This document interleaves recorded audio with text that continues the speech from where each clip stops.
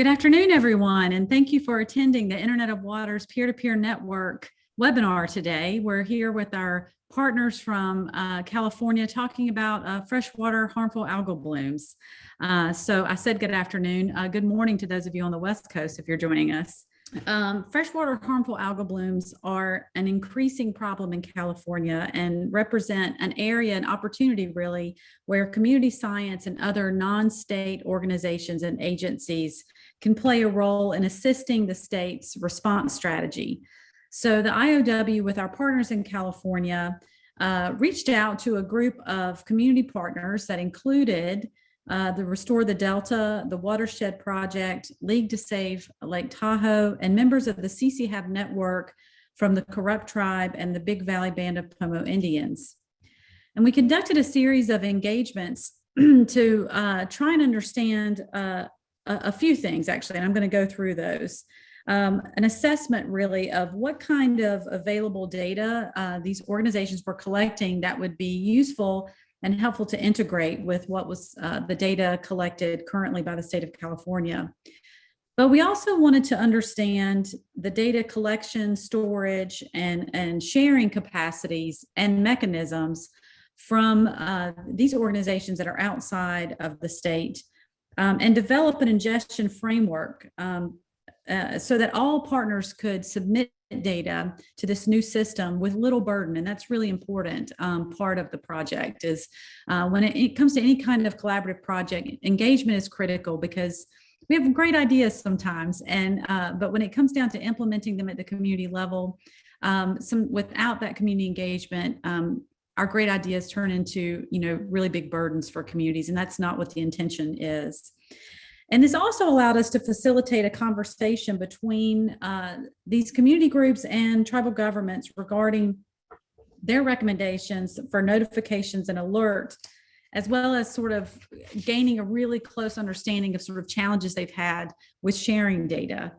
And so we accomplished all of these goals with a series of Zoom meetings. I want to tell all of you, all of my years of engagement in all kinds of different contexts.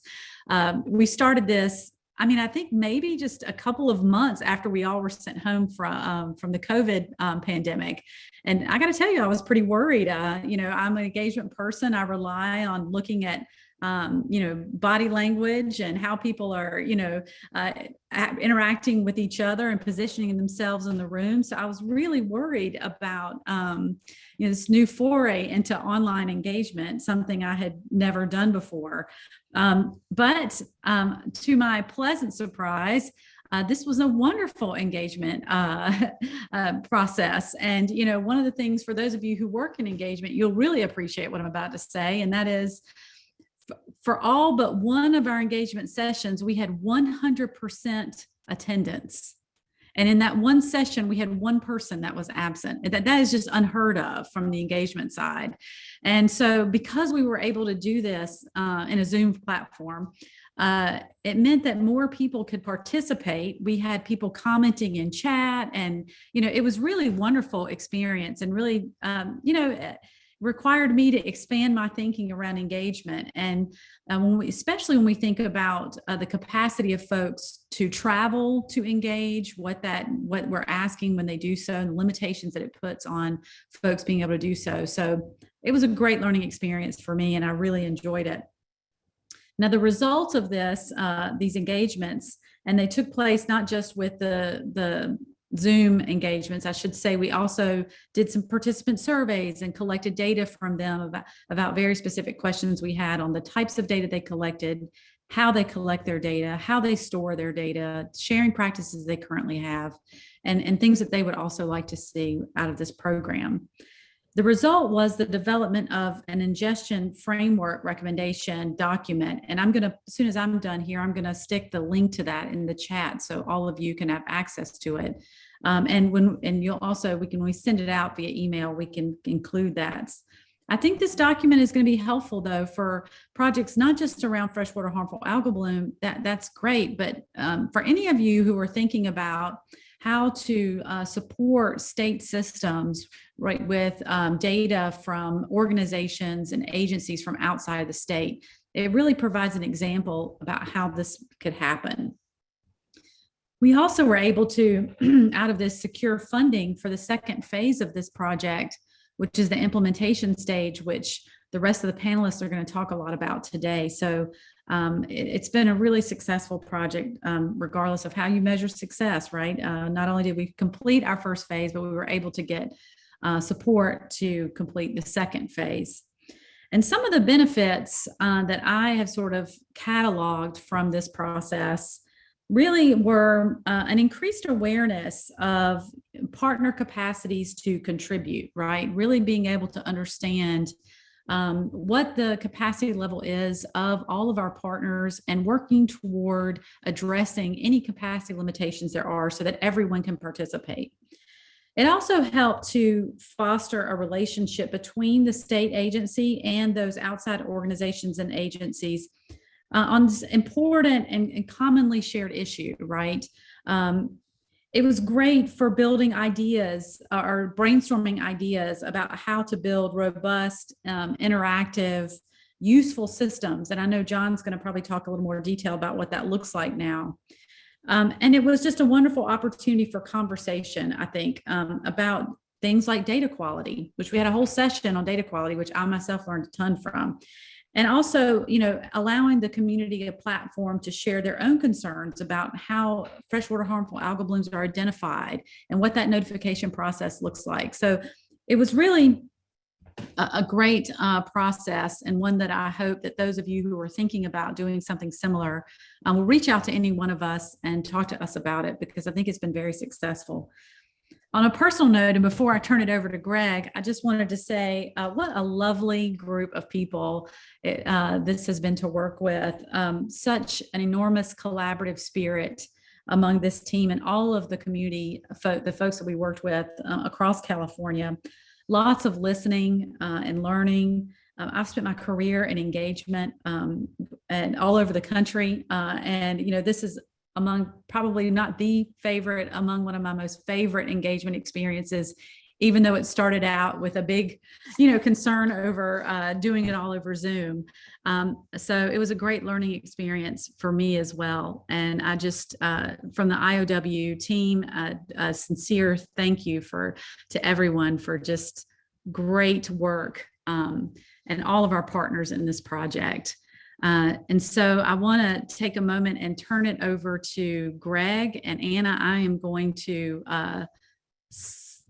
hand it over to you. Stop my remote control. Okay. Well, thank you, Ashley, and thank you, Internet of Water team. It's very humbling to be able to sort of take this stage at this moment to speak to such a big topic and such a great group of people that have been working on it and facing challenges. And I certainly am not here to try to say that we've solved this problem of data flow around harmful algal blooms in California. So I want to recognize the hard work that our communities and our tribe partners have done to date to sort of raise awareness and to help us sort of understand the role that we play as government. We really we are the stewards of their interests. And in the case of water, one of the things that I think is not overused enough is that water infrastructure is water data infrastructure in this current world. And so for our ability as an organization of governments charged with this really precious mission of protecting people's uses, I think this project has really shown a light to me and others on what it takes to do the hard work of understanding the community's interests, of not only giving you some control over their data, but also how they use the data and what they expect you to do with that data. So this has been a great project from all those perspectives, not just the wonky technical data stuff that we all get really excited about. So the state of California is a complex data state. We have not had a harmful algal bloom program until about a year ago, officially in California. We had established sort of what we were calling a voluntary network of folks that were interested in addressing harmful algal blooms, called the California Cyanobacteria Harmful Algal Bloom Network, or CCHAB network. That's been established for a while, and it was made up of folks, including their tribal partners and others, that would spend their time unfunded to help us develop resources and guidance and to improve our ability to just understand what was happening with harmful algal blooms. And that raised the attention of how important that was, but it also coincided with, as we all know, the changing climate and the awareness and the increased frequency of impacts associated with harmful algal blooms. And so about 3 years ago, there was an effort to establish through a legislative process, a program at the state water board and the regional water boards. And it made it through. It was signed by our governor last year. And we started building out the resources. We already had some, like I mentioned, some folks doing this work. So it wasn't too hard to pivot, but we're now in this great opportunity in California to do additional work to identify the gaps. And some of these gaps are really, as I've talked about a lot recently, these gaps are really opportunities for us to engage, to empower community and tribal partners to help us do our job and do their job for them of delivering better water outcomes. And so one of the most exciting parts about this project is really it's showing me and others, I think, what it takes to build out full capacity within a project like this, where you've got tribal partners who have a lot of priorities. You've got communities that have a lot of burdens and a lot of other constraints. They have a lot of turnover in their volunteer networks. How do you actually build out long-term capacity to sustain a data pipeline that informs and makes better water outcomes arrive through our decision-making and what have you? So anyway, like, I could go on and on about that, but it's a really complex problem.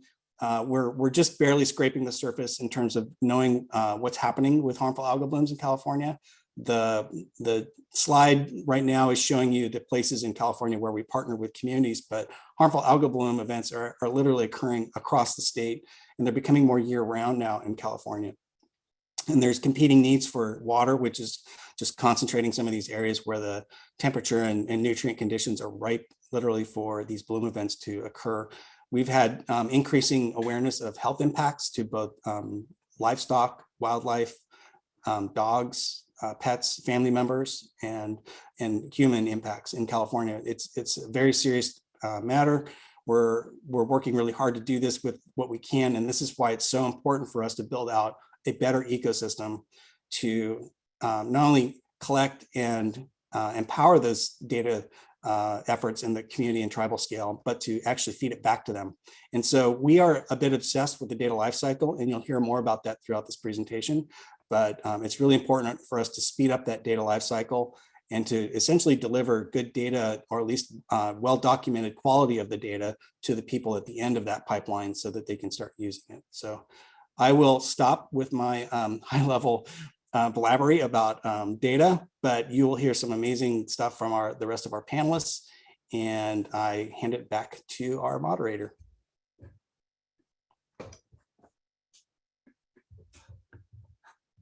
Thank you, Greg. Thank you so much. So now we turn it over to Marissa and Carly, who's going to talk a little bit about the context and program there at the water boards. Thank you. I'm Marissa Van Dyke, and I'll be giving you all a real brief introduction to Habs, since most of us are here because we want to do something about this issue. Also go over briefly the diverse impacts and why monitoring data, effective data infrastructure, and partnerships across sectors is really needed to help us towards addressing Habs and protecting the health of ecosystems and the public. So Habs are a worldwide occurrence in marine and freshwater systems, and different organisms make up these harmful algal blooms. The focus of the water board's freshwater and estuarine Hab program, what we call FHAB for short, is focused on freshwater systems where harmful algal blooms are often caused by cyanobacteria, seen here in the upper right on the slide.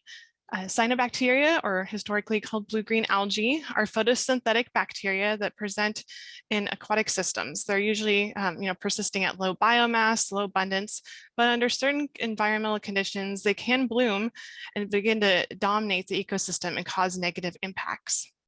In California, as in many other parts of the world, water is a limiting resource, and it's really critical for us to address the increasing occurrence of Habs to protect the diverse aquatic ecosystems. And with the multiple drivers of Habs and their dynamic nature and our really large landscapes in many areas of the world, and particularly in California, addressing HABs takes partnerships among many entities, agencies, tribes, local communities, academia, and other interested organizations. Our collaboration with Internet of Water and the Commons to strengthen data management, that data lifecycle for monitoring, is really exciting, and we're looking forward to expanded use of Water Reporter app. Next.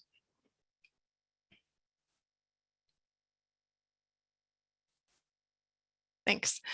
The Water Boards has observed an increase in the occurrence of HABs since we began tracking them. And they're, again, as Greg said, occurring every month of the year in nearly every county in California. And they are peaking in the abundance during summer months and those warmer months, as we see across the country.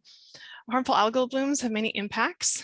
They can change the physical conditions of the water body and the way it functions. Blooms can cause dissolved oxygen levels to drop and cause pretty large fish kills or lots of impacts aquatic life. Blooms can degrade the aesthetics of waterways and produce taste and odor compounds that impacts drinking water systems. And most consequently, cyanobacteria produce toxins which are dangerous to the humans, pets, livestock, and other animals that use these waterways. So taken together, these impacts degrade a variety of beneficial uses that we're trying to protect, ranging from recreation to drinking water, agriculture, tribal uses, subsistence fishing, and aquatic life. And to address these impacts to the uses, it's really critical for us to quantify the impacts by conducting comprehensive water monitoring. Though there's a lack of water monitoring data in many areas in California.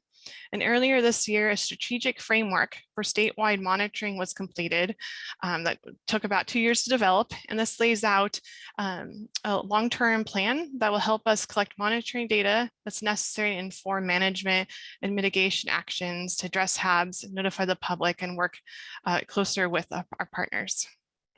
Next.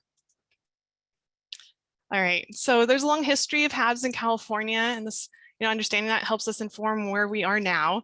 Greg went into this a little bit, so I'll give you a brief overview. From what we understand, the recorded history of the occurrence of HABs mostly began in the 1970s, where Clear Lake experienced frequent HABs, and UC limnologists Horn and Goldman did some of the foundational works of cyanobacteria there. And then in the early 2000s is when blooms were occurring substantially in the reservoirs on Klamath River in the Northern California. And this was sending microcystis blooms downstream into tribal reservations in the estuary. These events began to be monitored by the Yurok and Klamath tribes in the basin with the support of the Regional Water Board. And these events and the awareness generated from their monitoring data elevated this HABs issue within and across many different water quality agencies in California. This was a result of these efforts in the Klamath Basin, and then still a lack of state agency resources directed to this particular issue. That CCHAB network was formed around 2006 that Greg spoke to, and that's again an inter-entity group of stakeholders designed to facilitate the coordination and standardization of data that's collected to help inform public health guidance. Then looking to the data management front, we started tracking HABs formally in 2016 at the water boards, and also developed a strategic document to lay out the roadmap to start this program. And then there's some legislation a few years later that formalized the HABs program, and we began modernizing the more antiquated data system that we had. And then last year in 2020, we began our partnership with Internet of Water and the Commons. And now we're looking forward and excited to launch the new data framework for tribes and community groups to better collect and present their monitoring data across the state and inform the public and the water boards also of those conditions. Yeah, and in the timeline we mentioned, the tracking began in 2016 at the water boards, and with our limited resources, we focused on responding to incidents of blooms that were reported from the public and partner entities to communicate that with and assess that with local agencies, and then communicate the conditions to the public through a web map. And with that legislation that recently passed, our duties in the program has significantly expanded to also perform a statewide, comprehensive monitoring, risk assessment for prioritizing waterways, developing effective data management, decision support tools, and outreach. This past summer, 5 full-time staff, including myself, were hired at the water boards to implement the legislation's mandates. Next. This slide provides a visual of the formal tracking of Habs using an online reporting system that's available to the public and other entities to report blooms. And there's snapshots of the year end of each map, going back to 2016. And the little dots on the map for California represents information related to Habs that's reported at a waterway, and each dot then gets updated throughout the year when information is provided us. So with more and more monitoring, we can get more updates. But sadly, some dots don't get too much updates or locations, so then the dot does fade out to a gray color. And since that time, we've seen that events have increased a lot, over 6 times increase across the state. And we're expecting maybe that more incidents will be reported in other areas as outreach is strengthened. And the Water Reporter app's going to be really integral repository to capture and manage Habs data so that the water boards can actively respond to that shared data and continue reporting the conditions. Next slide. So as stated on the previous slide, the reports are steadily climbing, and we're observing blooms occurring across different landscapes and also the high elevation lakes greater than 6,000 feet, and toxins being transported from inland lakes down to estuaries, impacting uses there. And in the past 4 years, we began tracking Hab-related illness reports involving humans, dogs, livestock, and wildlife. And we began participating in an interagency work group that investigates these reports and to support understanding and prevention of these illnesses. And we also report what we find to the CDC's Habs database. And we have a snapshot of how many illnesses were reported past couple of years. And then for this year, caveat of that 80+ reports is they're still under investigation, not necessarily all Hab related. And that final number will be updated at the end of the calendar year. Yeah, next slide. All right. So just lastly, I want to show, provide some context to how the monitoring data is presented to the public. On the left is a snapshot of the web map that's presented on our Habs portal. And this was how the map looked like shortly before Labor Day weekend on September 1st, the past year. Each dot on there is color coded to inform, what advisory level is occurring. So none is green, clear. And then we've got different levels for the caution, warning, or danger. And these are our advisories based off of water sample data for toxins. And then the yellow color cautions also includes triggers for just, visually observing a cyanobacteria bloom present at recreation sites as well. And this year, the water boards conducted pre-holiday assessments with partners across the state at priority recreational waterways. We did that for Memorial Day, 4th of July, and Labor Day weekends. And you can see there's a lot of dots and a lot of information on that map prior to the Labor Day weekend to inform the public on, what the condition was for those waterways that we could get to with our partners and ourselves to assess and what advisory was present at that time. And that covered about 150 sites or waterways. And the advisories range from different kind of protection levels, from recommending that dogs and children stay out, or there's a no swimming advisory, and then basically another more elevated advisory just to keep off the water entirely, even with watercraft, because of the very elevated toxin concentrations. And so now I'm going to hand over the presentation back to Anna Holder to provide details on the modernization of the FHAB program, now that we gave you a little intro. Thank you. Awesome. Thanks, Marissa. Yeah. So I'm going to start the deep dive into the data weeds, and John's going to continue that journey with all of us here. And so essentially, I just want to kind of give some perspective on the data infrastructure that we were working with from 2016 and are still working with, but are modernizing. Again, the old data infrastructure was built in 2016 relatively quickly. There was a need and we needed to respond. And so we threw some together and it did what it was supposed to do at that time, which was, help us track the bloom reports that are coming in from the public to understand, where blooms might be and certain parts of, the components of that information that we could use to follow up, to send our staff to go to those locations, collect, field and laboratory data to really assess if a bloom is occurring, and, begin to work on that risk assessment and communication with the public. So the figure on the bottom is essentially the general workflow of the process from 2016. So you'll see, phone calls and emails and communication. The big thing in terms of the database and data infrastructure that you want to keep your eye on is that blue parallelogram in the middle. That represents a table in our database, which means we only had one table. That's it.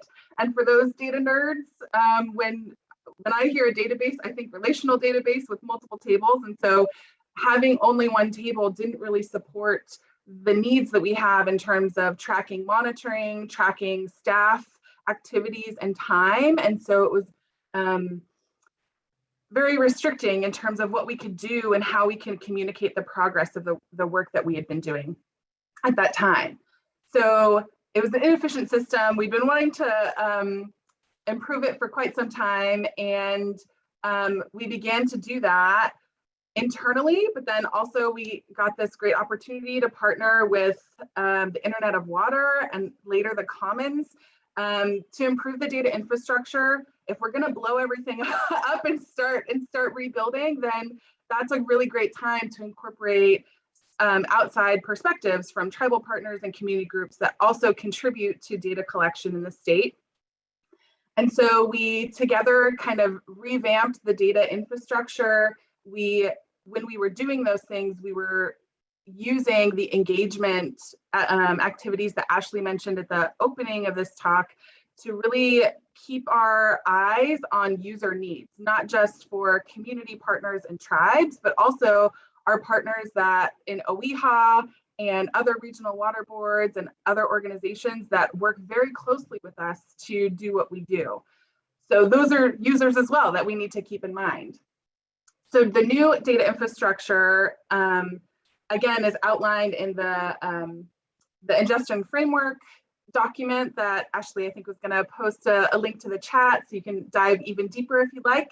But not only does it contain information on, the bloom reporting data that we collect from the public, but it now will contain information about case management. So it's kind of like the bean counting, nitty gritty, boring stuff that staff do to make the magic happen, but it's important to track and understand trends over time to help prioritize, research and needs and program decisions in the future.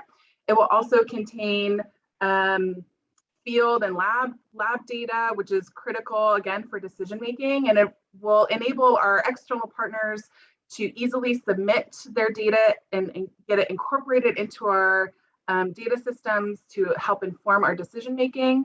And it will also, ideally, they'll be able to take data from it to help with their decision making as well.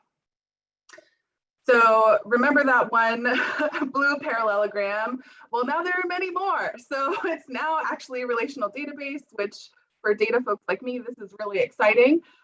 You don't need to particularly look at what everything says or means. The take-home message is there's much more flexibility and structure in the new database for our core data workflow. So the internal and very close partner communication and collaboration that we do, well, that Marissa and Carly do on a daily basis.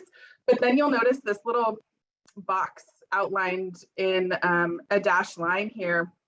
And that's that monitoring component that the Water Reporter app and data will kind of plug into. So that's where, folks that are conducting regular monitoring on their own, either as, tribal governments, community organizations, whomever, they want to contribute their data to our processes. We're going to provide a link directly into our data and then help that kind of migrate through other data systems that we have, like the California Environmental Data Exchange Network, CDN, which Ashley mentioned, reducing barriers, and submitting data into CDN is a challenge to say the least. And that's really difficult, especially for groups that, you know, don't necessarily have a ton of staff to go through all of those processes. So we're trying to lower that barrier through this process, through partnering with Water Reporter and using user-centered design principles as we build our infrastructures. And with that, I am going to stop sharing and pass it on to John, who's going to give us a great demo on Water Reporter. Awesome. Thank you, Anna. And yeah, again, really appreciate the opportunity to share some of the work that we've been tackling today on the California Hab front. And I'll walk through my slides, but before I do, I also want to just again echo what both Greg and Anna have said in terms of really sort of developing this data management approach with sort of an ecosystem of services in mind. What's really exciting about this work is, you know, typically we will be supporting groups with data management and data use, and oftentimes we don't get the opportunity to plug into a really great infrastructure that's already there. And so just want to commend California Water Boards for the great thought that they've put into it and being able to see sort of where Water Reporter plugs into that community science and tribal data bin in the database. So it's great to have kind of a place for that data to live. So just overview of the presentation that I'd like to share is that we're going to give just kind of a high level run through of the feature sets that Water Reporter offers and really how we're supporting the community science data collection process. And we're, I would say, a little bit different from your typical tech shop is that we do a lot of work focused on software development, but we also are trying to be cognizant about how these community groups and small watershed organizations and tribal entities, workflows and data fit into the larger picture. So, you know, the Commons does a ton of software development work, but we're also doing that in the context of a collaborative effort. And so through our partnership with Internet of Water and then our community science hub, the Water Data Collaborative, that's really sort of a cornerstone in helping guide a lot of these foundational elements and making sure that the technology that we're developing really supports groups with where they are in the data management workflow. So in terms of what Water Reporter is, so Water Reporter is a platform that is really designed to support localized community monitoring programs with a number of data management elements. And so the application actually originated as a really simple data collection and alert tool with Potomac Riverkeeper Network. And it has actually since snowballed into a really robust water quality management data management system that really makes it easy for community monitoring groups to collect data in a very standard and structured way, and then also garner participation from a number of their stakeholders. So, you know, if I'm an entity like Restore the Delta, you know, it is very simple to start engaging my volunteer base sort of in the collection and dissemination of that data. So the Water Reporter platform, it consists of a web application, a robust application programming interface, as well as mobile apps for Android devices as well as iPhones. And you know, one of the things that we think about a lot related to the app, and I'll dive into some very clear examples. But again, we try and structure all of our platforms and systems with a distinct theory of change. And so the way that we kind of see this and how it plugs in with the great work that's happening in California related to freshwater Habs is that, you know, we identify this respective issue. And again, Water Reporter really serves as that connection point to those volunteers and those members of the general public in the field. So, you know, we lead with that issue of a freshwater Hab and try and provide a very easy mobile application to start getting data of known quality collected in one central place. And the key takeaway here is that we've really focused on the data structure in the case of supporting the state of California, because really, you know, unless you're collecting that data of known quality, it's really difficult to utilize that across the board. And that causes barriers and challenges when it comes to building useful applications or information products outside of your database. So we provide volunteers with the resources to easily collect that information. And we typically keep sort of like a structure where the local watershed organization serves as sort of that data ambassador, right? So data flows into the water reporter platform, and typically these data collection efforts are administered by program managers at a tribal entity or a small watershed organization like League to Save Lake Tahoe. Once those data are structured and available in the water reporter database, we generally leverage our API or application programming interface to build a number of microservices on top of that data. So out of the box, and I'll share these in a second, Water Reporter makes it really easy to spin up maps of the water quality monitoring data that are collected. We have a pretty robust notification service. So if users are trying to alert others as to a specific issue that happens, shipping an automated email with an image of the specific issue is very feasible within the system. And then we also combine different analytics and charts that just help make it easier to interpret data. And all of this can actually be controlled through permissions to make it really simple to get data to the California State Water Control Board.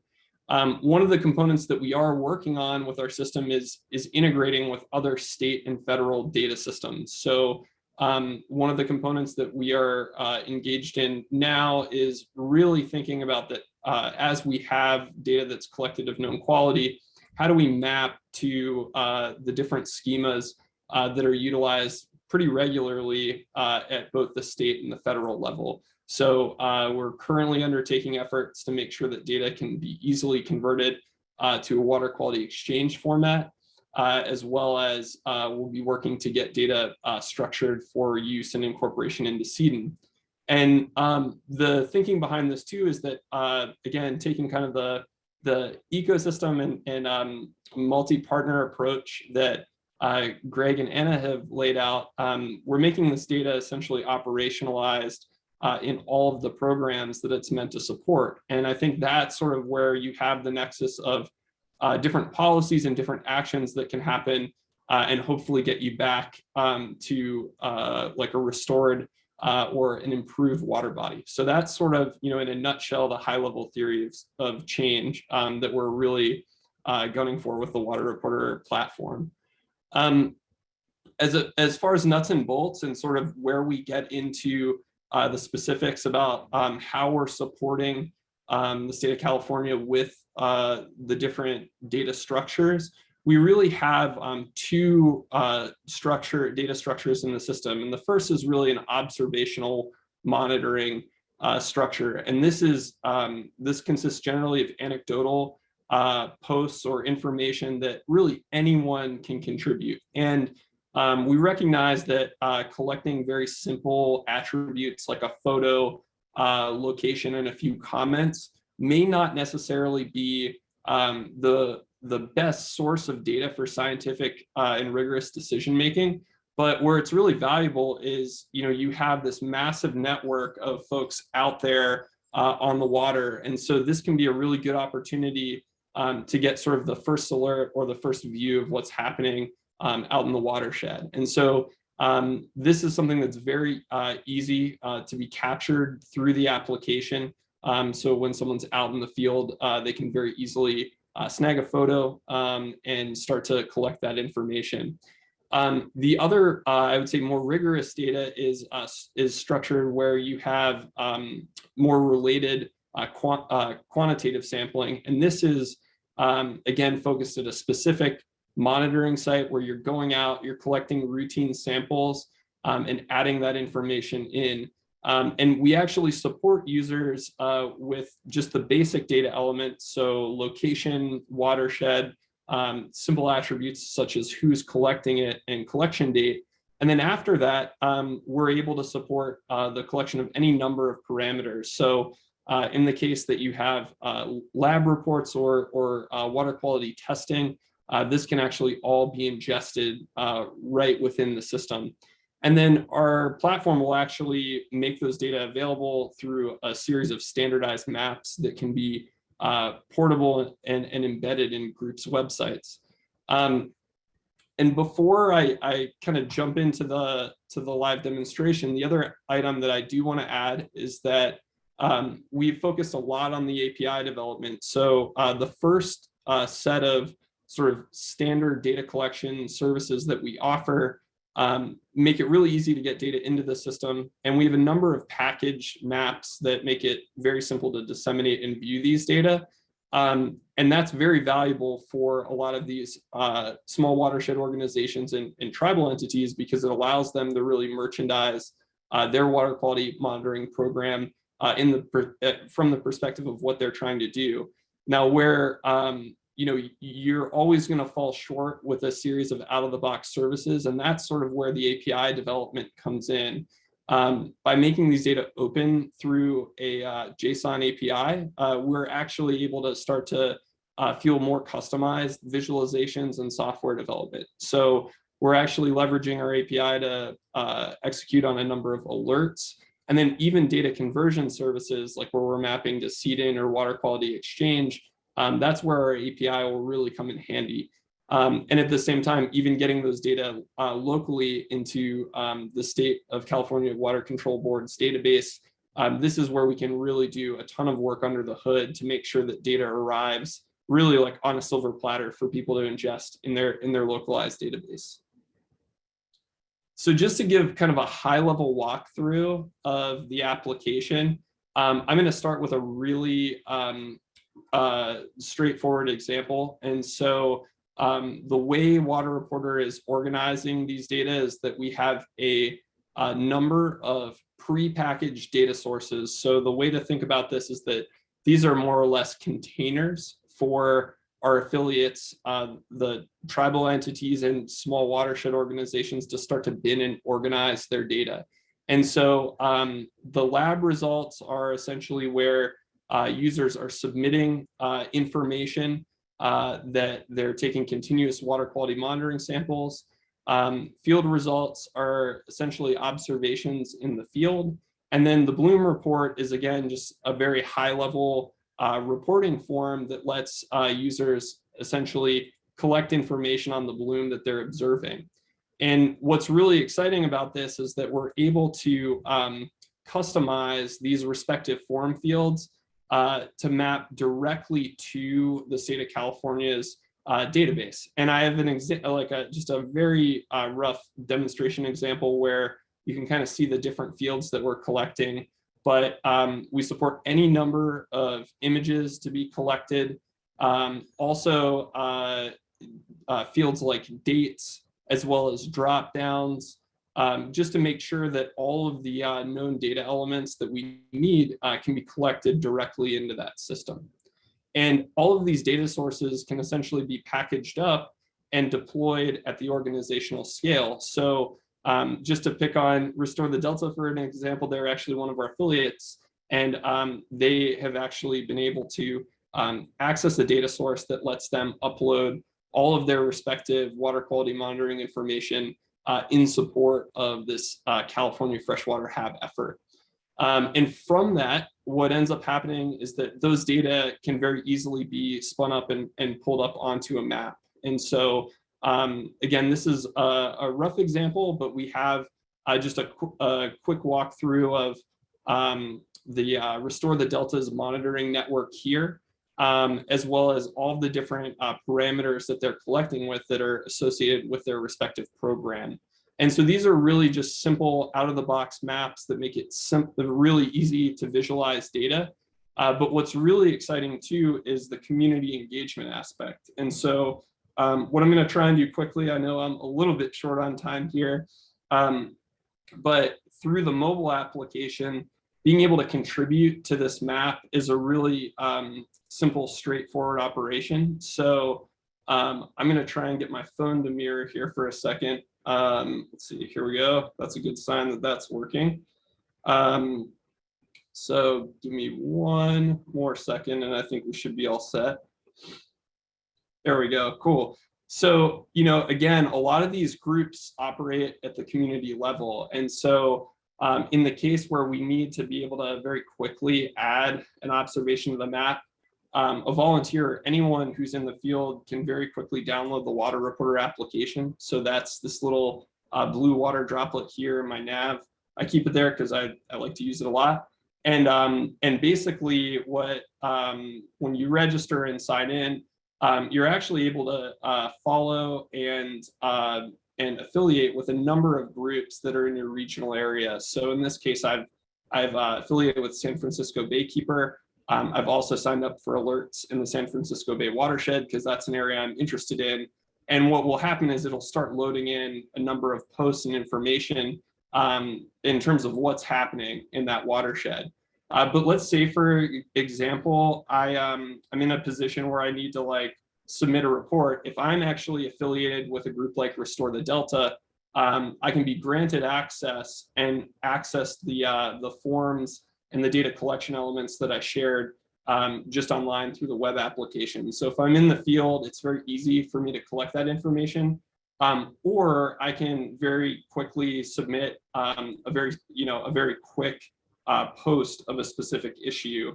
So, if I go to, I'm going to just do Stockton, California. And again, it moved me to Pennsylvania because that's where I am. But I can actually, drag, where I am in Stockton, and I can say, I'll just say Bloom. And this would be where you would add, any kind of comments or information there. And then also, if I want to snag a photo of the specific issue, I can. So I'll add this Bloom report and then make sure that that's affiliated with Restore the Delta. And then it's as simple as just saving that post. And that data will all get pushed up to the cloud and notify both California water boards as well as Restore the Delta about that specific post or issue. And what's really cool is, again, through API connections, and I'm going to pause sharing my screen here.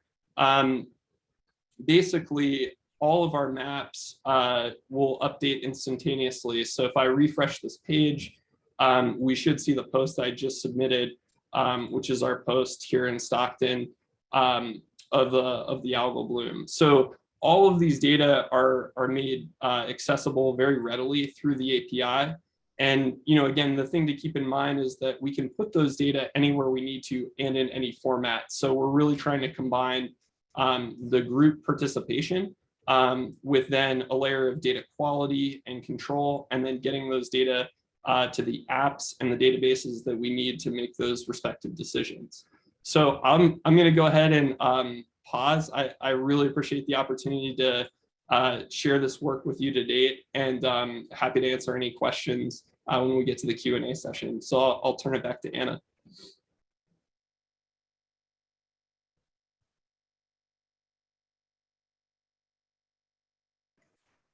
Thanks, John. Yeah, and just to add to everything you said, I think a really critical part of the deeply collaborative process, not only with our tribal partners and the community organizations, but between the Commons and the Water Board, was making sure the data structures of our new awesome database aligned almost exactly with what the structures that were in Water Reporter, so that the APIs and the porting between systems would be easy and functional on the get-go. So that was a really important component. And we just wanted to spend some time, I guess, articulating why we wanted to invest in a collaborative process, because it is an investment of time and resources, right? A key factor for us is operationalizing equity into all of the work that we do. So we're super happy that the California State Water Resources Control Board, I think, Greg, correct me if I'm wrong, a week or so ago passed the racial equity resolution, which we're super happy about, to kind of, put fire behind the work that we do. And, this is part of that. We acknowledge and realize that our individual perspectives don't necessarily capture the experiences of all the people that we serve, right? And so being collaborative and working with people that have those different professional and personal life experiences helps give us a more holistic view of the issue and potential solutions moving forward. Again, it gives us better understanding of the perspectives and needs in the communities and also the barriers that exist. We were well aware that the data system that we had in 2016 was not meeting our goals and our needs of today. But having the conversations with the commons and tribes and community partners, we also got a better understanding of other needs that weren't being met and that could be met with a better data infrastructure. And then, you know, it does take time and energy to partner and engage and listen to folks outside of, you know, your individual space, in this case, in our organization. So including tribes and community partners was critical because we knew the return on that investment was going to be massive. We're going to have better products, we'll meet better, you know, particularly equity outcomes, and just everyone's better off. As Greg mentioned in the beginning, this is still a work in progress. We haven't achieved all of those goals yet, but by building these relationships and partnerships, we're very confident that we will meet them in the future. Before I move on, I wanted to kind of ask if anyone else had anything to add on that topic from the panelists. I just thank you, Anna.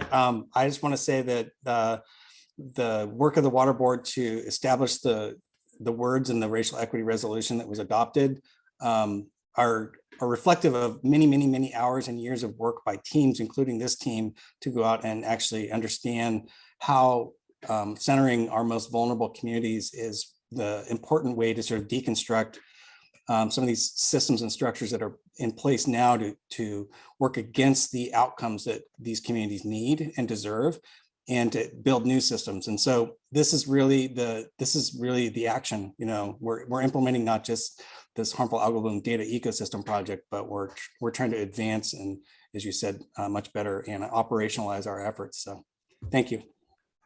Awesome.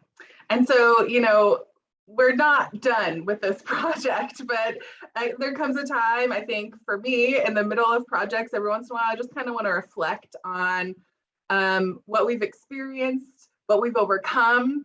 And, you know, doing this work has been fulfilling for me personally and a joy, even though there have been lots of challenges along the way. You know, revising a huge data infrastructure within an even larger organization is difficult, and that's okay. It just is, and we need to figure out how to do that. And that's part of this process, is figuring out how to make those changes with potentially limited technical support and resources, and getting one system to meet the various and diverse needs of internal folks and partners and tribes and community organizations.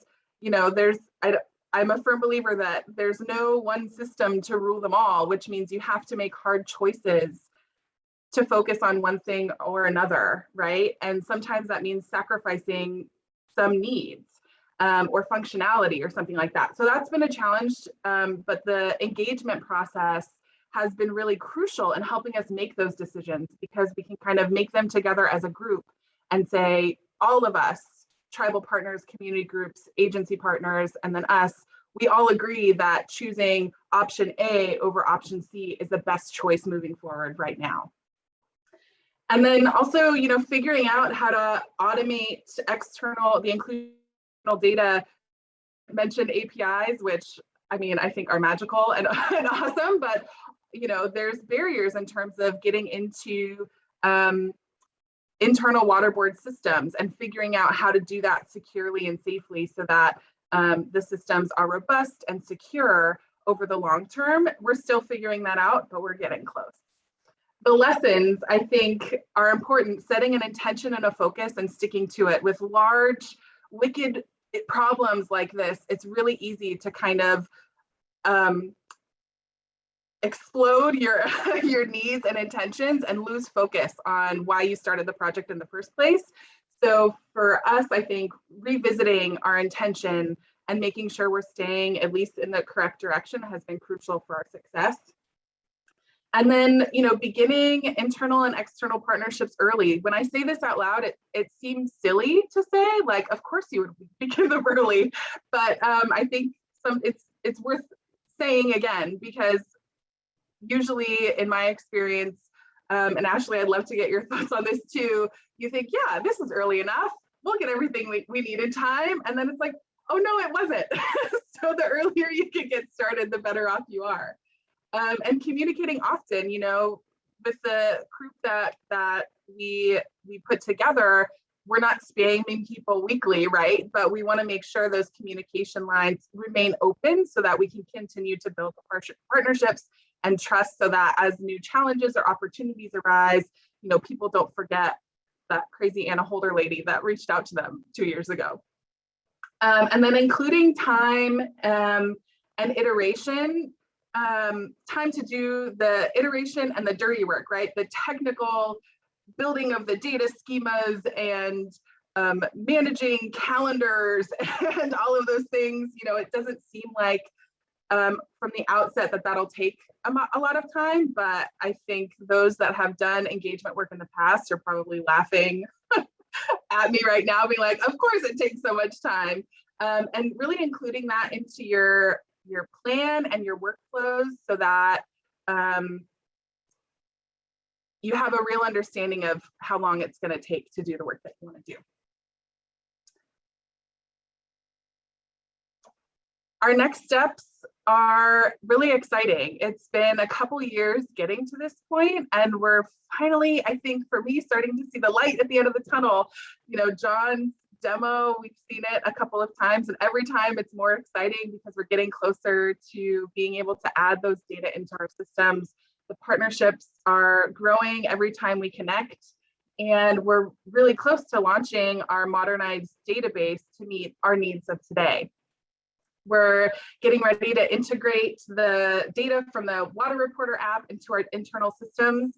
And, you know, some of the tribes and community partners are ahead of the game. They've already added their data into Water Reporter and are waiting on us to catch up, which is so exciting. Again, you know, once we get that data, the key part is developing the visualizations and the communication tools to help people understand the data that we're collecting. I'm a personal believer that if you collect data and don't do anything with it, then why are you collecting the data, right? So we want to be able to use it and use it well, not only for our needs, but also make it open and accessible so that the communities and the public and the tribes can use it for their needs as well. We want to continue to foster the existing relationships and make new ones, and really grow the network of partners and the communities of practice. Harmful algal blooms are challenging, and it's getting more complicated as climate change and population growth and all the things are happening in our world. And we know that we're not going to be able to solve these problems alone. So it's really important to continue to build these networks and partnerships so that we can, as a community, work together to solve them. And we want to continue listening and iterating. If you've ever heard a talk from the Office of Information Management and Analysis, you know that iteration is king. We try and learn from things that don't work and try again. And so we know that that's going to be part of this process as well. We're doing our best to make the best product we can right now, but we know that, you know, needs change, and we might need to iterate and improve through the future. And I think with that, we can open it up to questions. Great, thank you, Anna. Just a follow-up on what you were talking about earlier with engagement, and then I do have one question, and then as we let people start to populate the Q&A. The first is sort of to go back to say, you know, you were talking about the time it takes to engage, and you know, it's often people are shocked to learn how long it takes, how much time to build into a program for engagement. And I hear people say, wow, it's expensive, right? And when they say engagement is expensive, they mean it takes a lot of time. And it is labor intensive, but the return on investment is enormous. And I say that because not only do you end up with outcomes that are actually sustainable outcomes. And what I mean by that is that one of the things that I really think is important about engagement and why we engage, right, is there needs to be a situation established so that whatever system is set in place doesn't require your constant presence to keep it going. So that when we're done, when this project sunsets and the freshwater harmful algal bloom monitoring program is going forward, that our community partners are still able to continue collecting, submitting data with, and so that's sustainable, right? That's what I mean by that, is to say the work needs to continue when the team has to move on to the next project, right?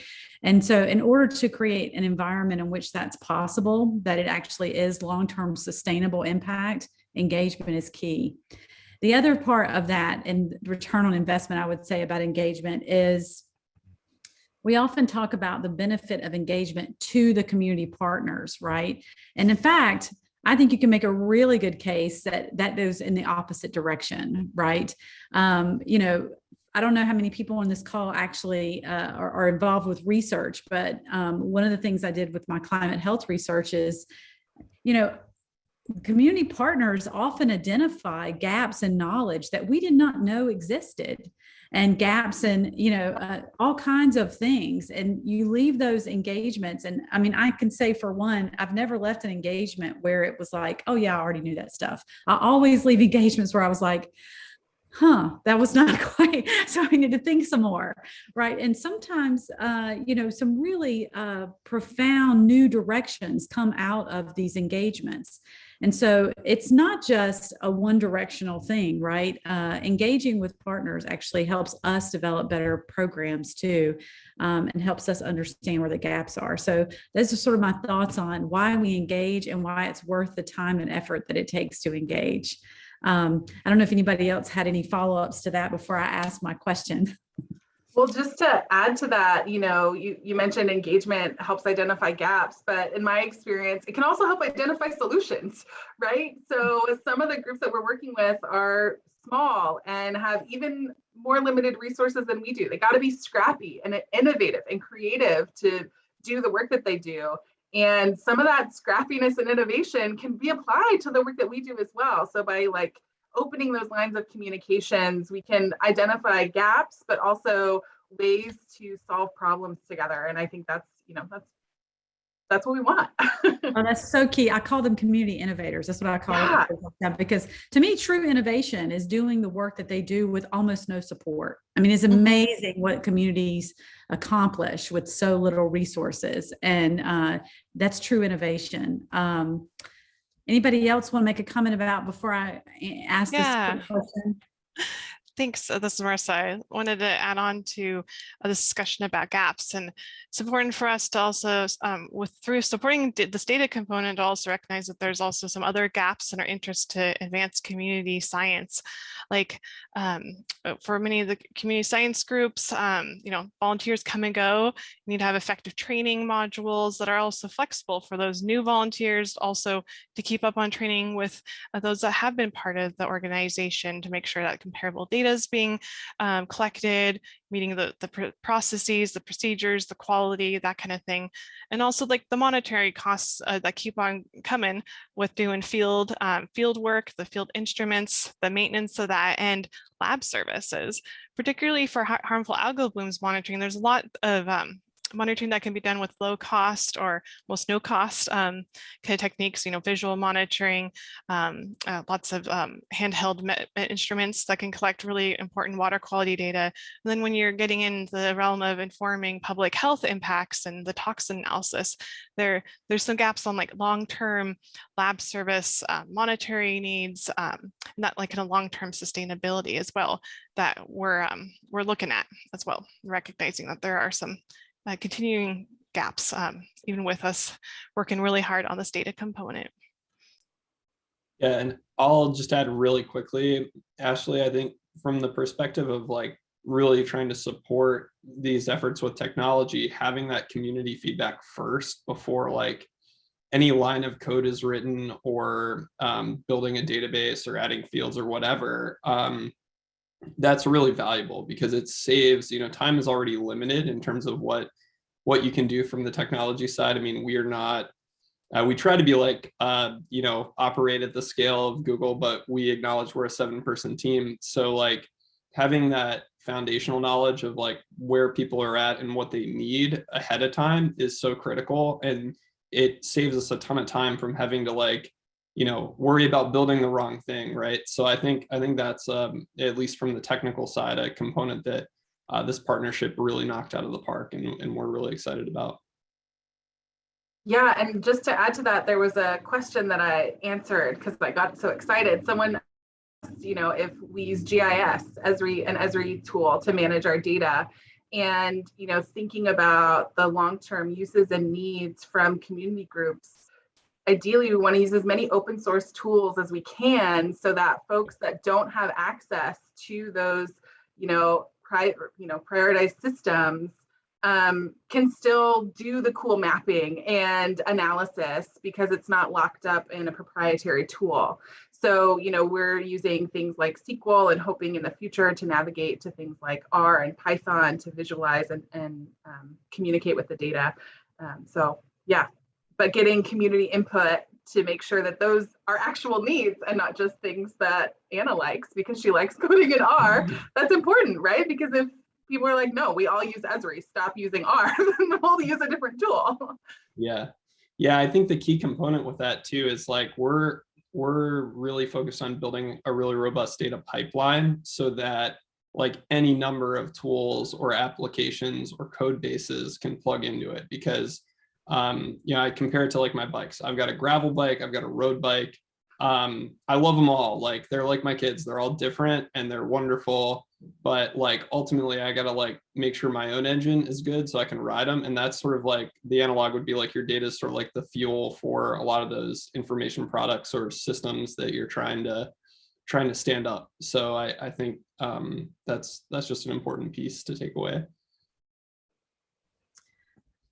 So I wanted to, and Greg, I'm going to give this to you first, and then, other folks can also, of course, chime in. But as we're talking about, this is really a re-envisioning of sort of how we think about, data systems, right? I mean, and especially in the case of, a public agency integrating data from other organizations. But I mean, a lot of what we've talked about here today really, there are technical things to overcome, right? Barriers to overcome, but there's also sort of a cultural barrier around how we think about data.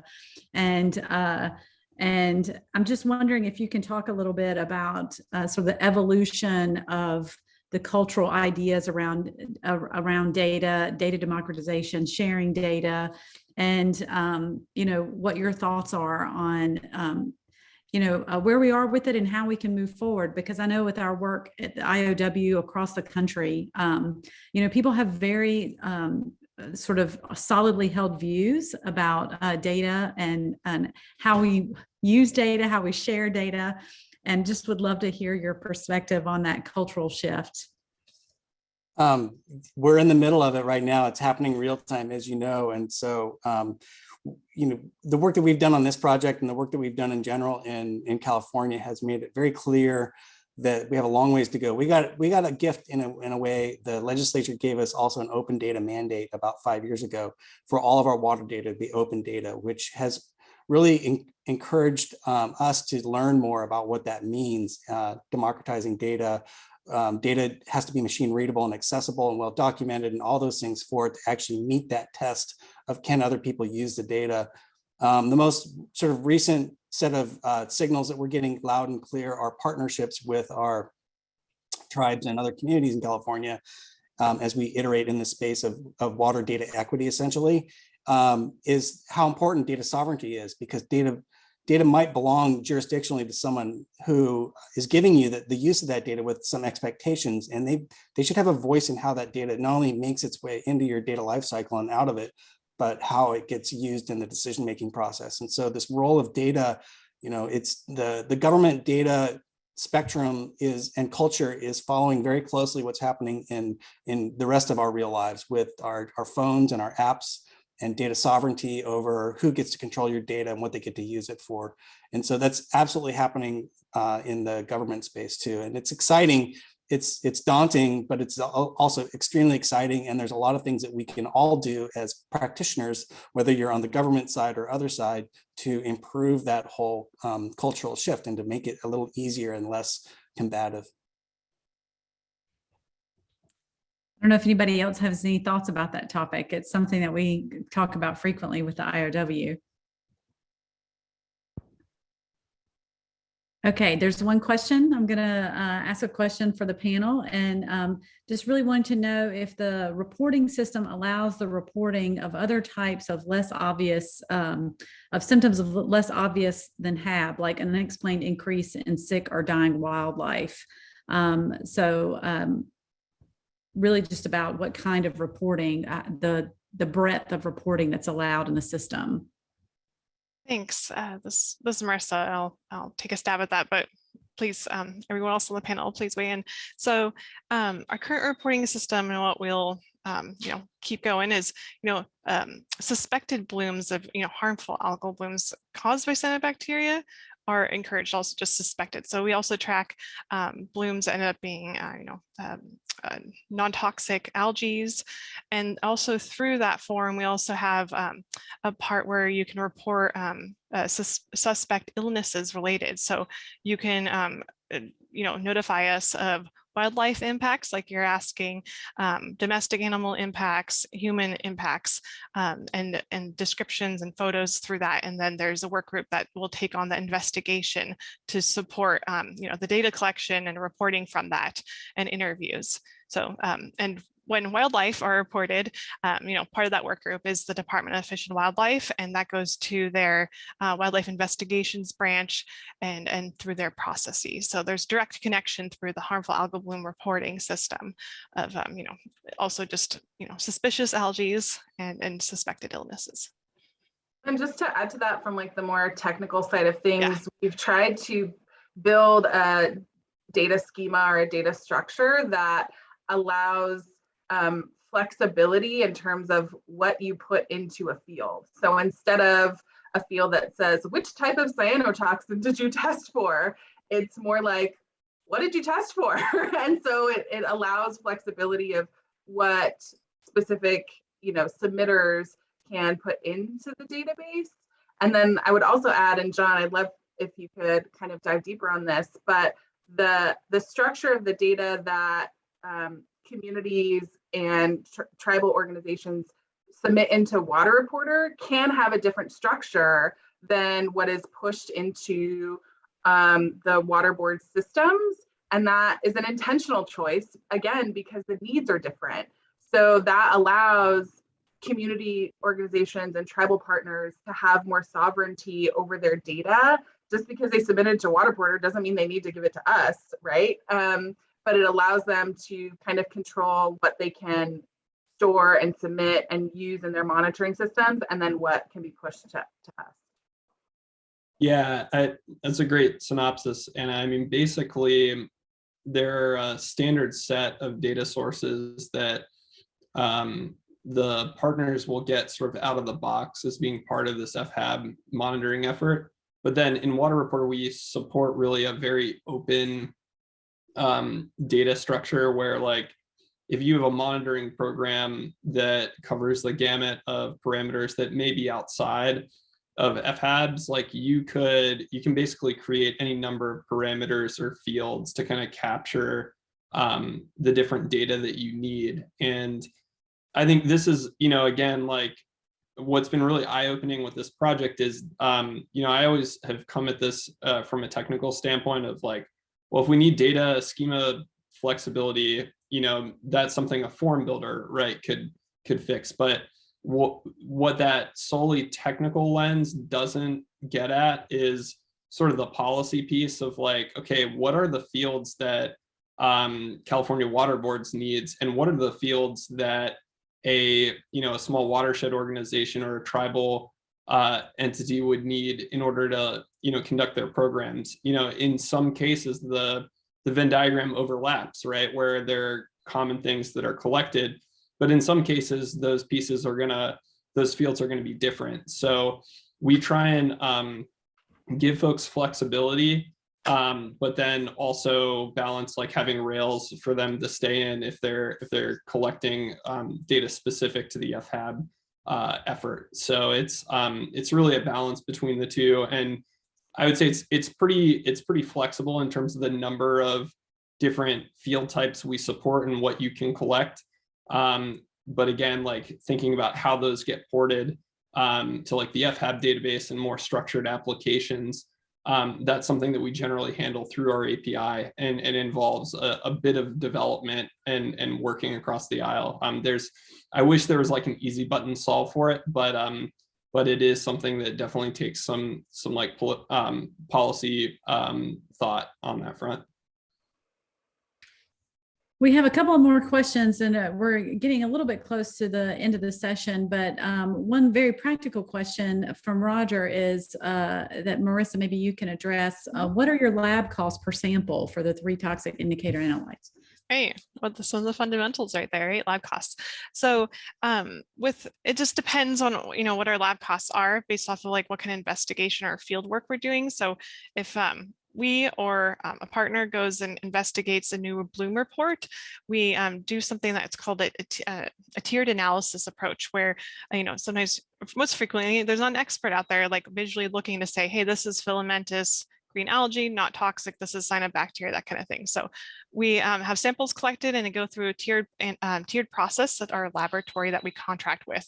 And that goes through microscopy, just qualitative assessment of if there is any toxigenic cyanobacteria, and then qPCR to look for toxin gene production of that community. So it kind of tells you, hey, what toxins could be produced in the future when there's that trigger, or what's producing now. And then from those two methods, that data then informs which toxins we analyze for. And that tiered analysis process for a full sample, if all of the triggers are there to go to the very end, is about $500, a little over it. It includes our more substantial quality assurance thresholds and data reporting requirements. So it's a little less for non-agency folks. And then we also analyze for 4 toxins. So the total microsystems that you stated: anatoxin, cylindrospermopsin, and saxitoxin. We're actually finding that saxitoxins quite frequently detected in our freshwater systems, about just right after anatoxin, and we're seeing cylindrospermopsin actually much less. So, and I can share that tiered analysis process with you if you like afterwards.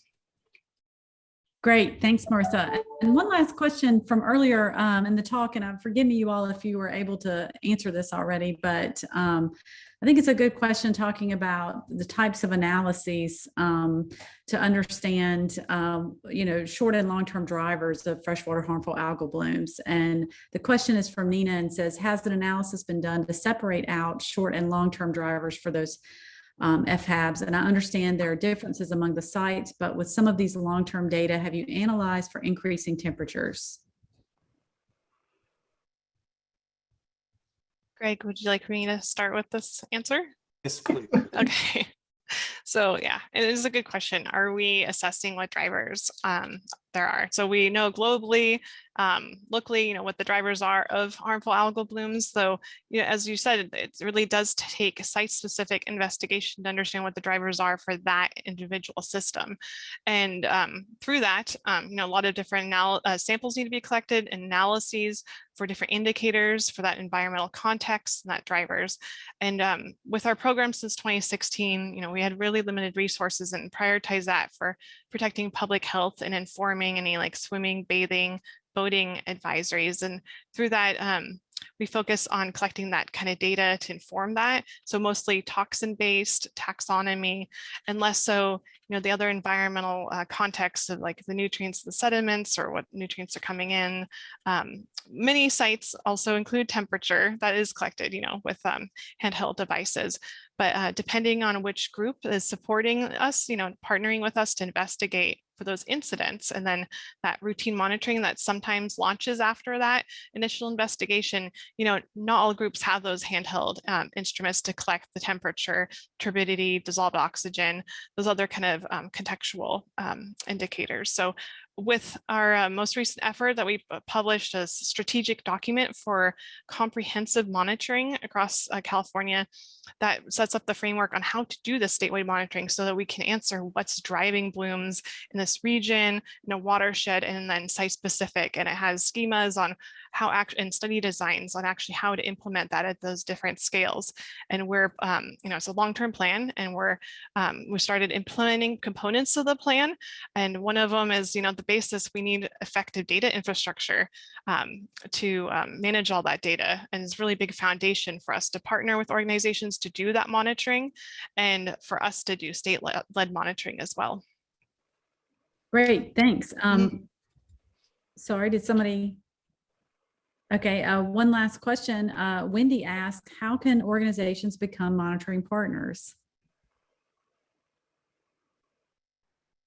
That's a great question. So with our process, I think on our slide here, we have an email where you can contact us. This is a general inbox to the Freshwater Hab program at the water boards, and you can send your interest to us to become a partner, and we can get you set up with some of our informational documents and guidance, and then to learn if you would like to become a partner with us.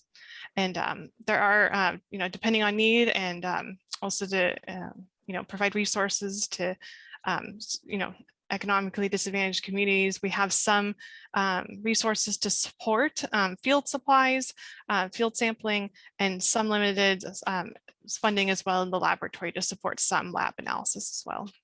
And then just to circle back, if you already have the monitoring, you already have the data, and you just want to share it with us, that's where Water Reporter comes in, right? So you can connect through that email, and we can link you up with John and his team to help set you up with your own Water Reporter organization that will then port in eventually to our database.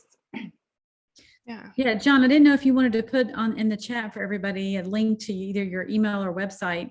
That way, if there are organizations on the call that would like to reach out to you all about their own instance of Water Reporter, you can reach out to John.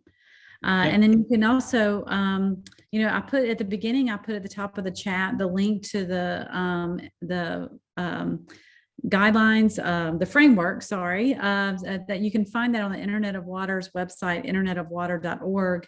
If you go under resources and community science, then you'll see a host of resources, and at the very bottom of that page too, you'll see this framework, and I put the direct link to it in the chat. And otherwise, anybody have any final thoughts before we sign off? We're down to 5 minutes, and I think we've exhausted the questions in the Q&A and the chat. Any final thoughts? I think for me, just thank you for partnering with us and giving us this platform to share this, I think, case study of successful partnership and collaboration over the long term. It's been, like you mentioned earlier, it's been great to work with everyone on this call and the team, but also our tribal partners and community organizations and the folks that aren't on this call chatting with us. Well, thank you all so much for joining us today, and please reach out at the address you see here or at the link that John or that I put in the chat. And we wish you well at the end of the year here, and hope everybody stays safe and healthy, and have a good remainder of the year.